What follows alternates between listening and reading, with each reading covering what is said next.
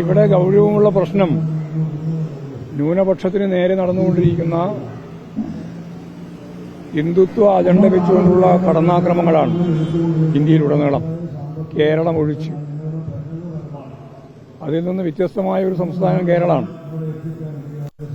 കേരളത്തിലെ ഇടതുപക്ഷ ജനാധിപത്യ മുന്നണിയും അതിന്റെ മുൻപന്തിയിൽ നിൽക്കുന്ന communist party of India, Marxist ഉൾപ്പെടെയുള്ള ഇടതുപക്ഷ ശക്തികളും മതനിരപേക്ഷതയുടെ ഏറ്റവും പ്രധാനപ്പെട്ട കാവലാളായി നിൽക്കുന്നു എന്നുള്ളതുകൊണ്ടാണ് കേരളത്തിൽ അവരാഗ്രഹിക്കുന്നത് പോലെ കാര്യങ്ങൾ നിർവഹിക്കാൻ സാധിക്കാതെ. നമ്മളിവിടെ കാണേണ്ട ഏറ്റവും പ്രധാനപ്പെട്ട കാര്യം RSSഉം സംഘപരിവാർ വിഭാഗവും അവരുടെ ആഭ്യന്തര ശത്രുക്കളായിട്ട് കാണുന്ന 3 വിഭാഗമാണ്. അതിലൊന്ന് മുസ്ലിമാണ്, 2 ക്രിസ്ത്യാനിയാണ്, 3 കമ്മ്യൂണിസ്റ്റുകാരാണ്. ഈ 3ഉം ആഭ്യന്തര ശത്രുക്കൾ എന്ന നിലയിൽ ഇല്ലാതാവണം എന്നും പതിറ്റാണ്ടുകൾക്ക് മുമ്പ് ഗോൾവാൾക്കർ തന്നെയാണ് മുമ്പോട്ടേക്ക് വെച്ച നിർദ്ദേശം. അതിപ്പോൾ തുടരുകയാണ്. ഇപ്പോൾ ഛത്തീസ്ഗഡിലായാലും UPയിലായാലും മഹാരാഷ്ട്രയിലായാലും കർണാടകത്തിലായാലും ഒഡീഷയിലായാലും ആസാമിലായാലും മണിപ്പൂരിലായാലും അവിടെയെല്ലാം ന്യൂനപക്ഷ വേട്ട, ക്രിസ്ത്യാനികൾക്കെതിരായിട്ടുള്ള കടന്നാക്രമം, അതും രാജ്യദ്രോഹ കുറ്റം ചുമത്തി എങ്ങനെ മുന്നോട്ടേക്ക് പോകാനാവും എന്ന പരീക്ഷണത്തിലാണ് അവരുള്ളത്.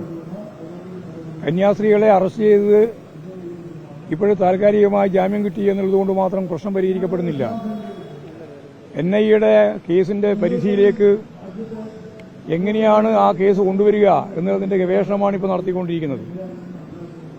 ബഞ്ചരികകൾ ഉൾപ്പെടെയുള്ള സംഘപരിവാർ വിഭാഗങ്ങൾ അതിശക്തിയായ രീതിയിലാണ് ഈ ന്യൂനപക്ഷ വേട്ട നേതൃത്വപരമായ പങ്കോടുകൂടി നയിക്കുന്നത്. അതിന് ഇന്ത്യൻ പ്രധാനമന്ത്രിയുടെയും ആഭ്യന്തരമന്ത്രിയുടെയും പൂർണ്ണമായ പിന്തുണയുണ്ട്.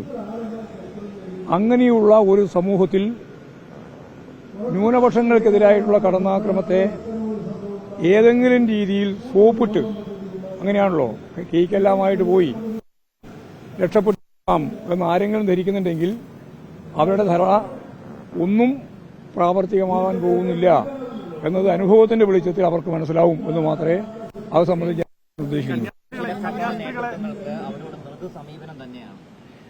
അവർക്ക് മൃദു സമീപനം ഉണ്ടാകാനുള്ള ഒരുപാട് കാരണങ്ങളുണ്ട്. അതൊന്നും ഞാനിപ്പോൾ വിശദീകരിക്കുന്നില്ല. അത് അവരുടെ നിലനിൽപ്പ്, അതുപോലെ തന്നെ സാമ്പത്തികമായിട്ടുള്ള കാര്യങ്ങൾ ഉൾപ്പെടെ എല്ലാം ചേർത്തുകൊണ്ടാണ്. ഏതെങ്കിലും രാഷ്ട്രീയമായ കാരണങ്ങളാണ് എന്ന് ഞാൻ കരുതുന്നില്ല. കന്യാസ്ത്രീകളുടെ വേഷം തന്നെ ധരിക്കാനാവാത്ത സാഹചര്യം നിലനിൽക്കുന്നുവെന്നാണ് അവർ തന്നെ പറയുന്നത്. അപ്പോൾ പിന്നെ അതിന്റെ അപ്പുറമൊന്നും പറയേണ്ട കാര്യമില്ലല്ലോ.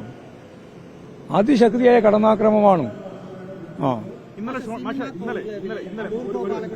ഷോൺ ജോർജ് പറഞ്ഞൊരു പ്രധാനപ്പെട്ട കാര്യം, ഈ ക്രൈസ്തവ സഭകൾ സംസ്ഥാനത്ത് വിവിധ ഇടങ്ങളിൽ നടത്തിയ പ്രതിഷേധങ്ങളിൽ SDP നുഴഞ്ഞു കയറിയിട്ടുണ്ട് എന്നാണ്.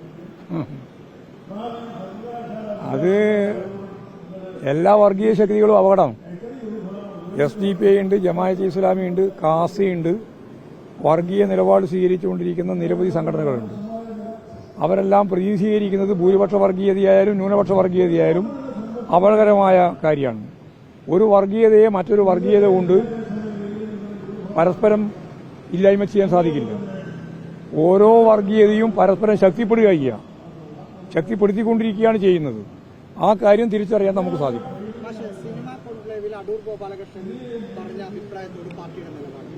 അല്ല, അതൊക്കെ കൃത്യമായിട്ട് മന്ത്രി തന്നെ വ്യക്തമാക്കിയിട്ടുണ്ടല്ലോ. കേരളീയ സമൂഹം ഫ്യൂഡൽ സംസ്കാരത്തിന്റെ ആശയ തലത്തിൽ നിന്നും നല്ലതുപോലെ മുന്നേറിയിട്ടുള്ള ഒരു ജനതയുടെ ആവാസ കേന്ദ്രമാണ്.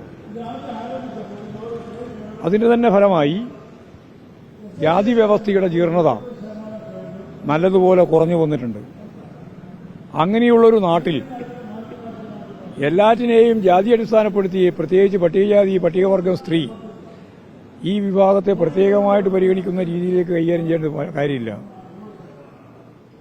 അടൂർ ഗോപാലകൃഷ്ണൻ എന്തൊക്കെയാണ് ഉദ്ദേശിച്ചതെന്ന് അദ്ദേഹം ഇപ്പോഴും പറഞ്ഞുകൊണ്ടിരിക്കുന്നുണ്ട്. ഞാൻ അങ്ങനെയല്ല ഉദ്ദേശിക്കുന്നത്.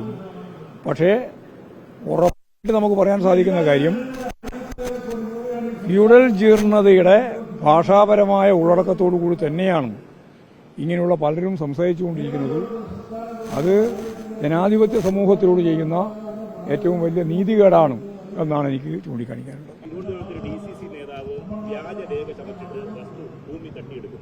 സമാനമായ കേസുകൾ നിരന്തരം ഉണ്ടാവും. പക്ഷേ ഈ കേസിലൊന്നും നേതൃത്വം അവരെ തള്ളി പറയുന്നില്ല ഇതുവരെ. ഇന്നേ അവരെ അങ്ങനെ തള്ളി പറയാറില്ല. ലീഗുകാരും യൂത്ത് ലീഗുകാരും യൂത്ത് കോൺഗ്രസുകാരും ഒക്കെ ഭൂമി തട്ടിപ്പ് ഉൾപ്പെടെ ഇപ്പോൾ ചൂരൽമലയിലെ പാവപ്പെട്ട മനുഷ്യർക്ക് ആശ്വാസം നൽകുമെന്ന് പറഞ്ഞുകൊണ്ട് പിരിച്ച പണവും അത് അടിസ്ഥാനപ്പെടുത്തിയിട്ട് അവർ വാങ്ങിയ സ്ഥലവും അതിന്റെ ഭാഗമായിട്ടുള്ള അഴിമതിയും ഒക്കെ പുറത്തു വന്നിരിക്കുകയാണല്ലോ. ആരാ അതിനോടെല്ലാം പ്രതികരിച്ചത്?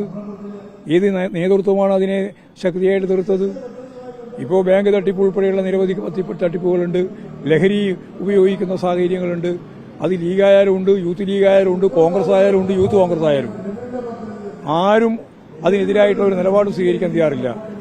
ഓരോരാള് അവരവരുടെ കഴിവിനനുസരിച്ച് കാര്യങ്ങൾ കൈകാര്യം ചെയ്തു പോകുന്നു എന്നുള്ളതാണ് സത്യം. അത് പൊതുസമൂഹം കാണുന്നുണ്ട്. പൊതുസമൂഹം ഇതിനെല്ലാം എതിരായ ശരിയായ ധാർമ്മികമായ നിലപാട് സ്വീകരിക്കും എന്ന് തന്നെയാണ് പറഞ്ഞത്.